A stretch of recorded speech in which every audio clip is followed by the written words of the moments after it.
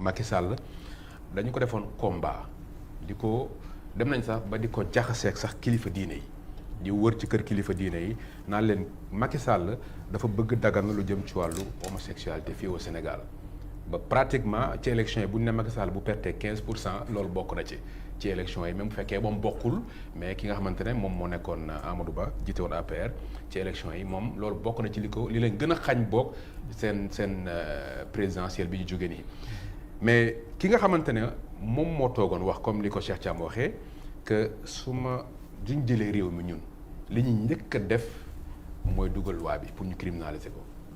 Pourquoi boobu ba léegi nanguñ ci yëy nanguñ ci yàbbi. xam nga soo nekkee opposition. di kaas di wax boo ñëwee gis la réalité du terrain tu te comportes par rapport à la réalité du terrain. c'est-à-dire que y a des choses tu les diffères. la réalité du pouvoir. su fekkee ne da nga jóg pour soppi Sénégal man loolu laa gëm. xam nga réew mi ñu bari ñu ngi def benn débat naan non en 2 mois 3 mois réew mi dafa waroon neex parce que loolu la ñu waxoon. loolu la ñu waxoon parce que ñoom bi ñu nekkee ci opposition bi di wax gisoon nañ degré de gravité ak da yàqu-yàqu bi amoon ci réew mi. ba suñu taux d'endettement dem ba presque 100% suñu PIB. 99,7 amuñu woon lecture boobu. mais war nañ am njort bi quand même. 70 lañ doon xalaat ndeket affaire mu ngi 99,6%. de notre PIB ça veut dire que y a plus de marge de manœuvre. par contre bi ñu nekkee opposition lan doon wax ak boo ñëwee ba gis yàqu-yàqute bi. il faut quand même nga réajuster. moi je dis encore une fois lan waxoon ne dañ koy criminaliser man jàpp naa ne jóguñu ci. dañu ñëw gis réew mi ay conditions. Cheikh wax na lu am solo.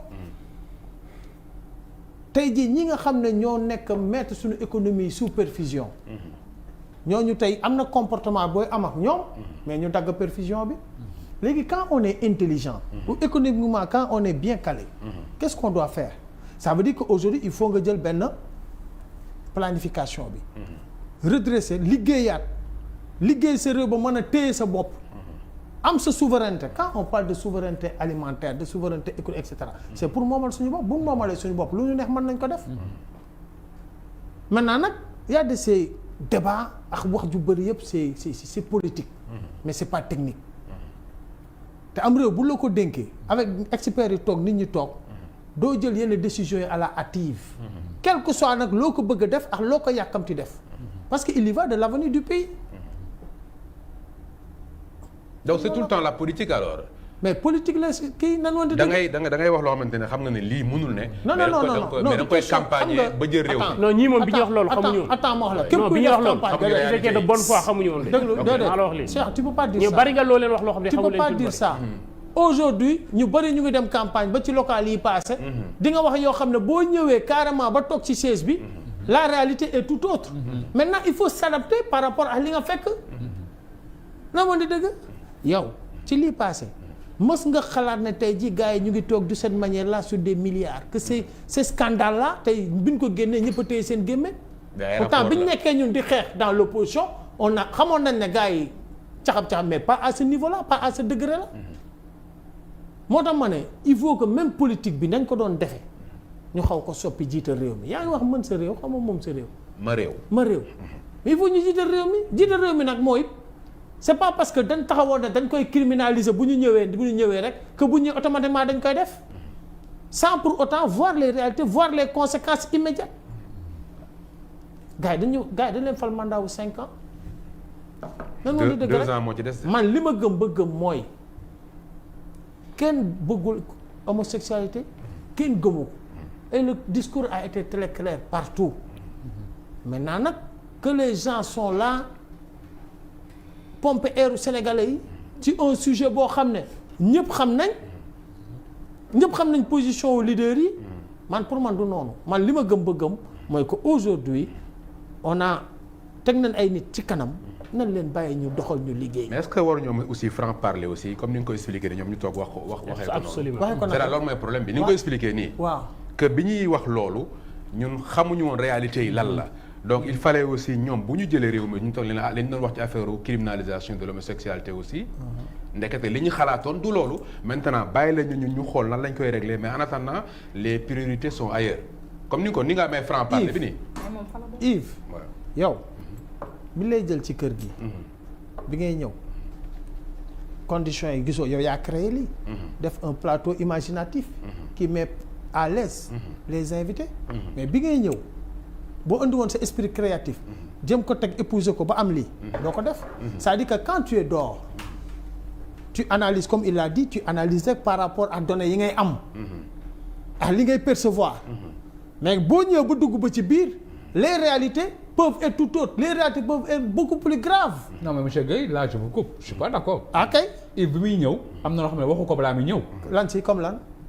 Macky Sall mooy jàppale góor jigéen ñi. da ko bëgg a daganal. da ko bëgg a daganal. wër kër Serigne kilifa diine wax ko. loolu la gars yi campagne. ñun bu ñu ñëwee la première chose à faire mooy. criminaliser. mais attends. waaw mais la première chose boo ñëwee di ma wax waaw dafa ndànk rek non mais attends. la première chose bu ñëwee. loolu boo ko campagne ba Sénégalais wóor la ba jox la boo ñëwee toog la première chose à faire avant ngay def ay bilan ay sàcc naan sàcc ñu loolu ngay teg ci kaw taal bi. waaw kooku c'était une demande nationale. très bien mais cette demande génnuñu ci. non mais ça tarde à venir. ah ça tarde. ça tarde à venir. da ngay jéem a dem Mali xaar tuuti. mais non attends non. pour une question si sensible. une question si nga dem ci xalifa généraux yëpp. une question si sensible une question si sensible. nga dem Mali xaar ko. une question si sensible ne se traite pas avec émotion comme ni nga ko bëggee. non je parle pas d'émotion. non yow li nga bëgg mooy ñu ñëw traiter question bi comme ça. pourquoi pas. déedéet. mais c'est une question sensible. xam nga lan la man xam nga fan dañ ko abordé gul boobu ba léegi. da ngay c'est-à-dire sujet bi sax dañ ko doon abordé. mooy problème homme waaw dootuñu ko wax. kenn ko kan si loolu la Karim Xrum Xax loolu lay moi je suis ñemewuñu sax tudd o bi sax waxoo ko 1 an 4 mois. non attendez tu m'as parlé de Yves. moi je suis pas dans ces détails là entre nous. c'est-à-dire que man su may analyser. damay bëgg a analyser ñu dem ci kaw. c'est-à-dire que gis nga njiit bu responsable dëgg. même bu dul sujet boobu ak sujet boo mënti wax.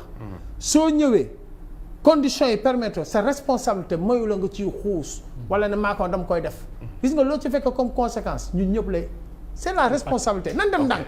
man loolu laa gëm. d'accord tey jii yéene bi ñu amoon. fii ñun ñëpp opposition bi yëpp doon xeex. li ñu amoon yéene mooy que bu ñëwee Sénégal soppeeku nit ñi nekk naataange boo ñëwee fekk fi nag ay conditions drastiques il faut d'abord relever ces impairs là